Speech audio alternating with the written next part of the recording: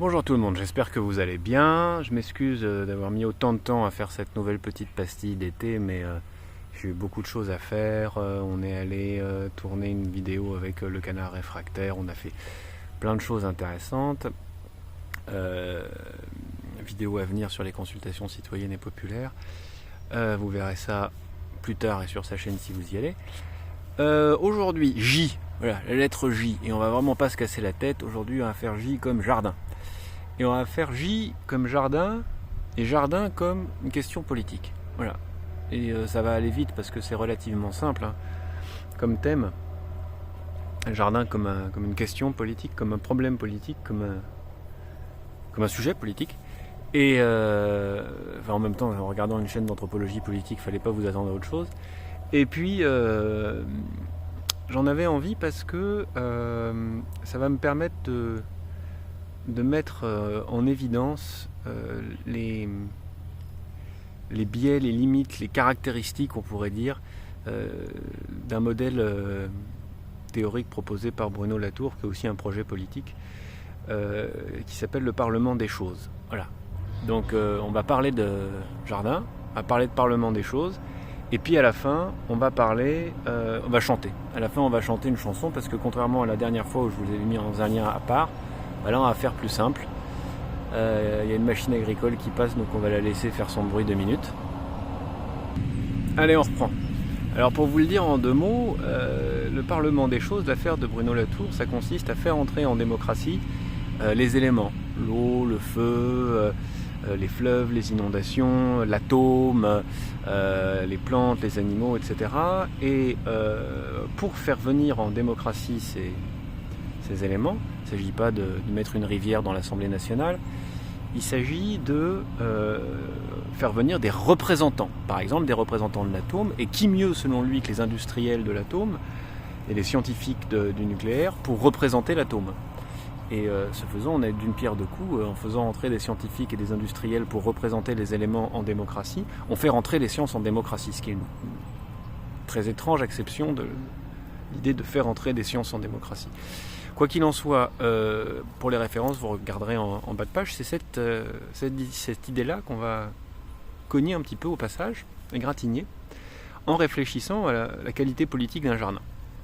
Alors, un jardin, en l'occurrence là où on est, c'est plutôt un potager, c'est les deux. Qu'est-ce que c'est ? Alors d'abord, c'est un territoire. Un territoire délimité. Dans la nature, les territoires ne sont pas délimités, c'est nous qui délimitons le territoire, et la délimitation du territoire, vous voyez bien que c'est un enjeu politique. À l'intérieur de cette délimitation du territoire, se posent d'autres enjeux, comme par exemple la propriété de la terre.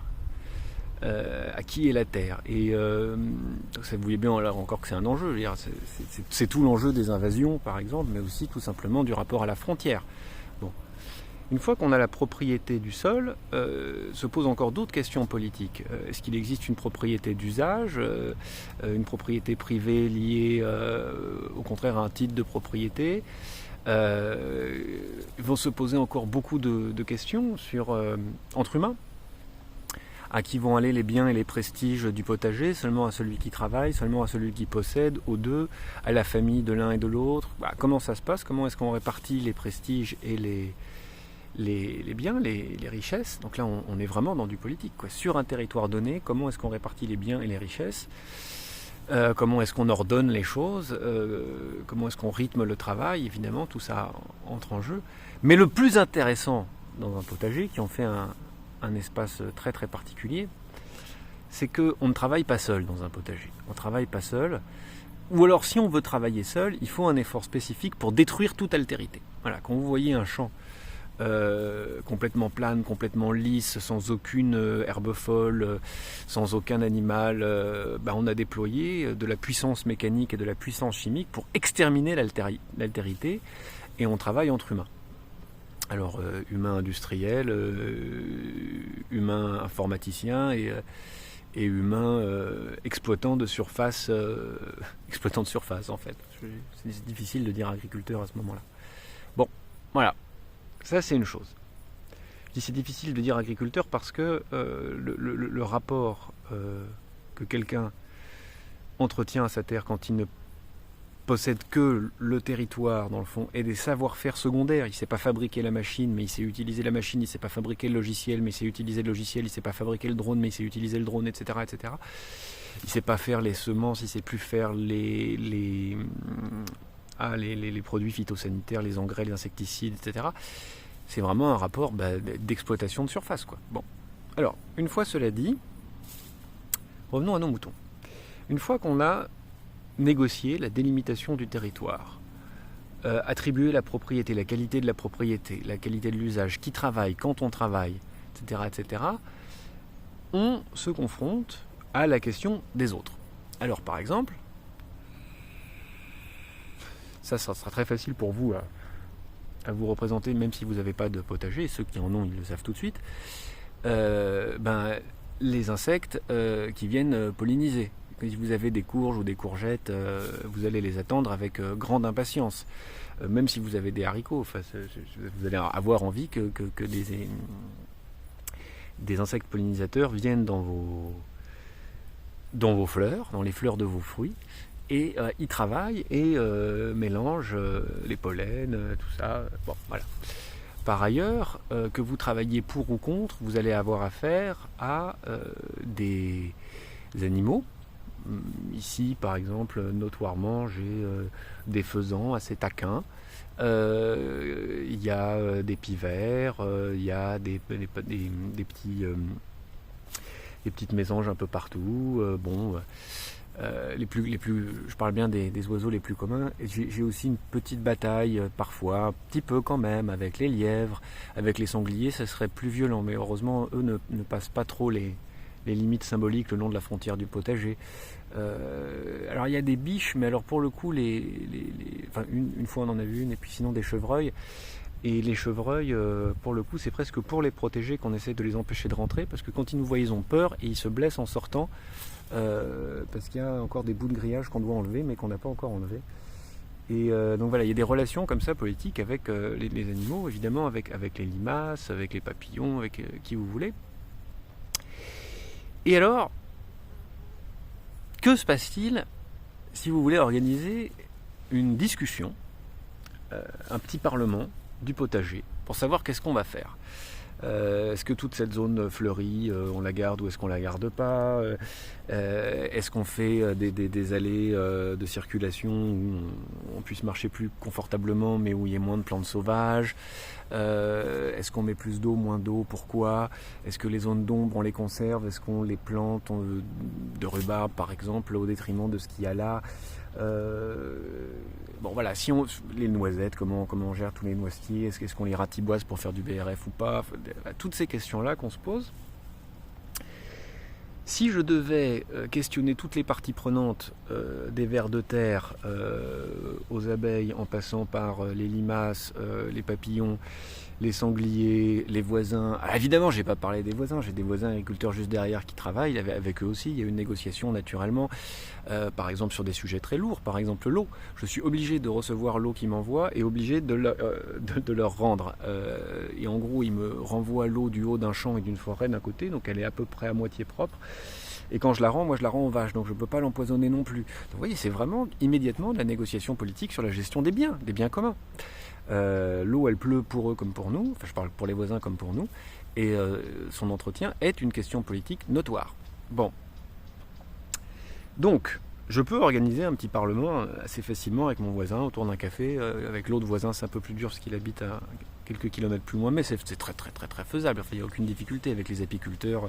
Il y a une réunion tous les mercredis autour de cidre. Enfin, voilà, ça c'est très facile entre humains. C'est rarement fait, mais c'est très facile.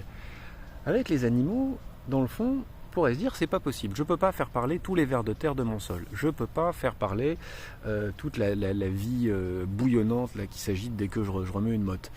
Je peux pas faire parler tous les oiseaux. Ils chantent, mais ils vont pas discuter avec moi. Ils chantent entre eux. Ils ont bien raison d'ailleurs. Les chevreuils, ils viennent à leurs heures. Puis ils restent rarement, à vrai dire. Quand j'essaye de leur parler, la plupart du temps, ils s'en vont.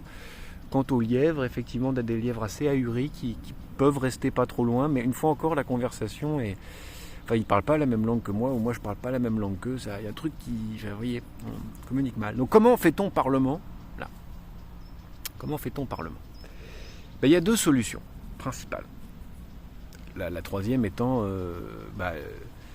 faire en sorte qu'ils n'interviennent plus et qu'ils ne soient plus des interlocuteurs, ou être dans le déni total de l'existence d'une altérité, qui est une altérité qui engage des relations politiques, économiques avec nous. Bon. Des relations de territoire, des relations de sujet, qui est sujet de quoi, des relations de propriété, enfin c'est vraiment des relations politiques. Alors comment on fait avec ça ? Si on décide de ne pas le nier, si on décide de ne pas soit les exterminer, soit ne pas les voir, il y a deux solutions. Soit on utilise la solution de Latour et on les représente. On les fait représenter. On fait représenter les lombrics par un lombricologue. On fait représenter les papillons par un spécialiste des papillons. On fait venir comme ça de la science de l'extérieur. Et à ce moment-là, tout simplement, on désubjective totalement tous ceux qui sont là, c'est-à-dire qu'on se prive de l'occasion de les écouter. On se prive de l'occasion d'essayer quand même de comprendre ce qu'ils nous disent et comment ils sont. Et par ailleurs, on délègue le processus d'interconnaissance à des gens qui se sont spécialisés et qui connaîtront très très bien un truc, mais pas forcément très très bien l'autre. Donc, sans être un spécialiste de permaculture, sans être un spécialiste, ce que moi d'ailleurs je ne suis pas du tout, sans être un spécialiste de quoi que ce soit, comment on fait ? La première solution, comme je vous dis, c'est la représentation, qui consiste en fait à priver de parole, à désubjectiver et à se priver soi-même d'une relation, d'approfondissement des relations. Et la deuxième solution, qui est complètement amoderne, acontemporaine, on tâtonne. On tâtonne, voilà. On tâtonne et quitte à passer pour un gugus, quitte à passer pour un guignol, on tente par tous les moyens possibles, en écoutant l'expérience des autres arpenteurs de potager, mais aussi tout simplement en observant, en écoutant, en essayant de discuter. C'est notre moyen à nous, la parole, donc on peut essayer comme ça, mais on peut essayer d'autres types de signes. On peut vivre dans la fiction qu'on a une communication avec ces différents interlocuteurs. Et donc on tâtonne, on passe par le récit, on passe par la parole, on passe par l'observation, on passe par le temps long, et on passe par vraiment l'attribution d'une subjectivité à ceux qui ne le revendiquent pas autrement qu'en existant. Voilà, ce qui est d'ailleurs, dans un sens, déjà très suffisant. Donc voilà, je voulais attirer votre attention sur quelques petites choses. La première, c'est quand on parle du jardin ou du potager, on parle effectivement de quelque chose qui, c'est pas de manière métaphorique, est parfaitement politique. C'est une politique qui amène dans l'exercice politique humain une altérité radicale avec laquelle on peut avoir des comportements très différents. L'extermination, la négation, la lutte, la collaboration, et la discussion. Donc c'est vraiment des choses qui sont dans la discussion directe, immédiate, ou la discussion représentée qui comporte un certain nombre de violences que je viens d'énumérer. Voilà, et par conséquent, ça vous permettra peut-être cet exercice-là de reconsidérer à une échelle immédiatement humaine ce que c'est qu'un parlement des choses, tel que l'a conçu Bruno Latour. Voilà. Bon, j'en ai fini avec la petite capsule théorique. Estivale, pardon. Et j'avais envie, dans la joie et dans la bonne humeur, de continuer la tradition initiée la semaine dernière avec la petite chanson en supplément. Alors là, il va être bien fluo, sous le soleil. Et à vous offrir, en vue de samedi qui vient, une nouvelle petite chanson en gilet jaune. On y va. 1, 2, alors on va faire une pause et on va relancer. Voilà. Non, plus vite. Ainsi mon frère, tu t'en reviens d'un pays dont je me souviens comme d'un rêve. Un pays où la liberté était la première des santé. La première sève. La France a une maladie, un genre de lèpre, une macronie, comme une ch'touille, qui gèlera son sang et son cœur, et démolira son humeur, et même ses couilles. Mon petit pays, ma douceur, forêt magique porte-bonheur, notre Amazone. Pour te requinquer à présent, tu peux compter sur tes enfants en gilet jaune.